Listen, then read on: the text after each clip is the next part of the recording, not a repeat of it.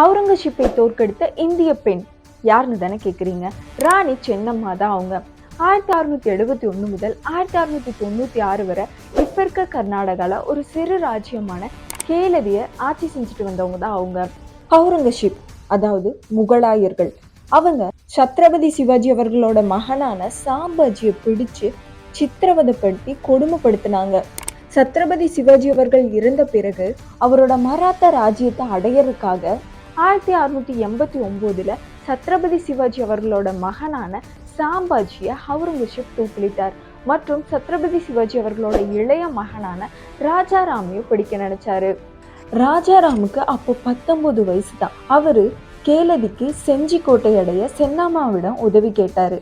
ராணி சின்னம்மா தலைமையிலான கேலடி ராணுவம் ராஜாராம் தப்பிக்கிறதுக்கு நீண்ட நேரம் முகலாய படைகளை தடுத்து நிறுத்தியிருந்தது மற்றும் பலவீனமான முகலாய ராணுவம் ஒரு போர் நிறுத்த பேச்சுவார்த்தை நடத்த வேண்டியிருந்துச்சு. ராஜாராம் தப்பிச்சு போயிட்டாரு. இது எல்லாமே செஞ்சது ஒரு சிறு ராஜ்யத்தோட ராணி. ஒரு சிறு ராஜ்யத்தோட ராணி ஒரு மிகப்பெரிய வலிமையான முகலாயர்களை தோற்கடித்ததும் கெஞ்ச வச்சதும் இப்படித்தான். இந்த மாதிரி மோர் இன்ட்ரெஸ்டிங் வீடியோக்கு நம்ம சேனலை மறக்காம சப்ஸ்கிரைப் பண்ணிக்கோங்க. நன்றி.